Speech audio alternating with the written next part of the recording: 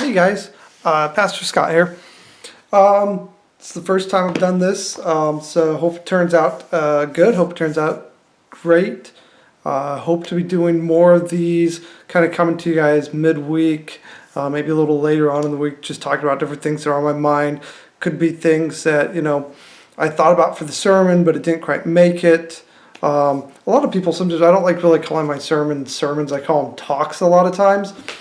And I guess the reason is I just think sermons sound kind of stuffy and traditional and so I just kind of like to think about me just talking to you guys as if we were sitting down for a cup of coffee and talking. But this last week we talked about the parable of the lost coin, and there's a few things I find interesting. We've got these three parables back to back to back, and they all come off this simple question: why are you talking to these people?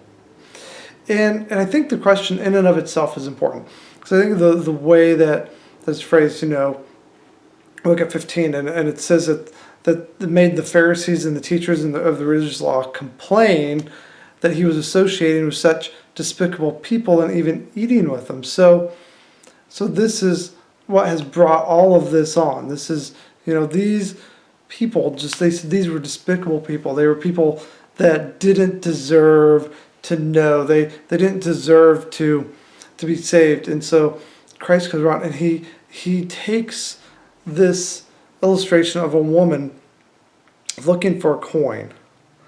And what does the coin represent? The coin represents the sinner.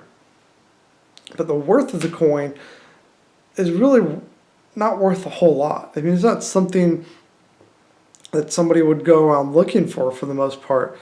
But we're all sinners. So he's saying that we are all, in reality, that our worth is worth so much more than what we could imagine. That we are worth so much that he is seeking us out as a woman seeking out this coin, turning on all the lights, looking, picking up the sofa. I don't know about you, but I just got this image of how many of you watched the Flintstones? I don't know.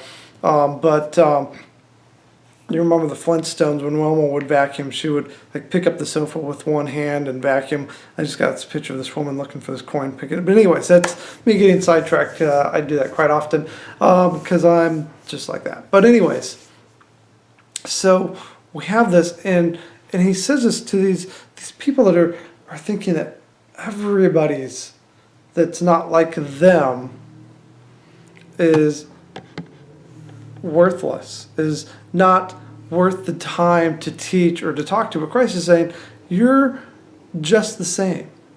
We're all sinners. We're all worth a lot in the eyes of God, that he would send his one and only Son to die on a cross.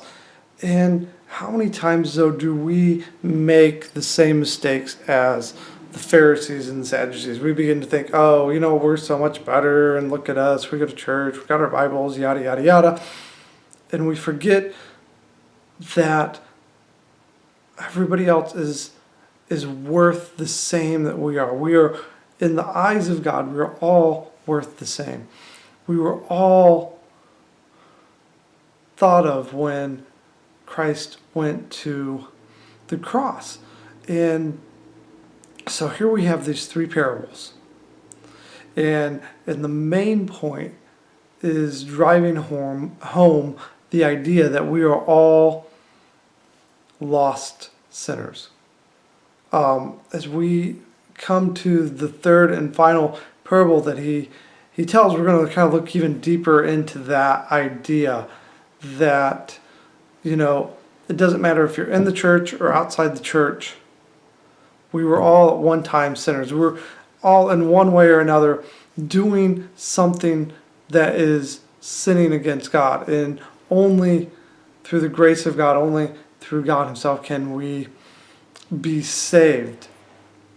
And so, I think I titled my sermon, The Lost Coin, Why Even Search? in my process, in my thinking of naming it that was because I thought, why is this woman looking for this coin? Why, is it so valuable to her? She has 9 others. Think about that. We are so valuable to God, even though He has everything. There's nothing we can give God. Think about that. There's nothing, you can't go to God and say, here, let me give this to you. And He's going to be thoroughly impressed and say, wow, thanks a lot for giving me this. Because anything we give Him, He originally created. Anything, we like to think of ourselves as being very important people in our own minds. And some people really show that. Some people really, when you see them and talk to them, they want to tell you how important they are. We all have that friend. We all have that person that we know, and maybe you're that person and you're thinking, oh, I don't know that person. Maybe you ought to ask somebody, maybe you are that person. But they walk around and they let you know how important they are. They tell you, look at all the things I've done, and they have a list of accomplishments. So this was a lot like the Pharisees. They would show you their list of accomplishments. They thought they were better than everybody else. But the reality is nobody's better than anybody else. Nobody is worth more than anybody else. We are all worth the same.